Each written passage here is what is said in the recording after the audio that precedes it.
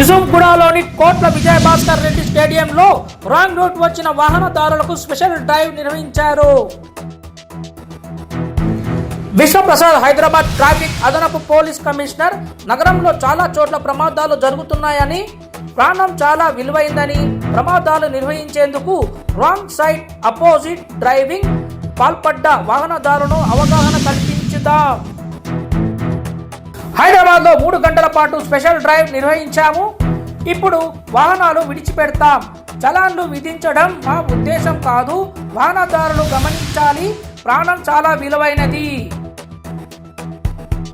Traffic rules break చేస్తే BNS చట్టం section కింద 190 మరియు 179 motor vehicle act 184 dangerous driving కింద కేసు నమోదు చేస్తారు.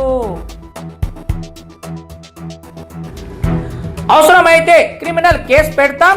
ప్రమాదాలు చాలా వరకు రాంగ్ సైడ్ డ్రైవింగ్, అపోజిట్ వేలో డ్రైవింగ్ చేయడం వల్ల ప్రమాదాలు జరుగుతున్నాయి. హైదరాబాద్ లో వాహనాలు స్పీడ్ పెరిగింది. ఈ ఒక్క రోజు స్పెషల్ డ్రైవ్ లో 1000 వాహనాలు పట్టుకున్నాం. ఇందులో 30 ఆటోలు, 16 4 వీలర్స్ వాహనాలు ఉన్నాయి.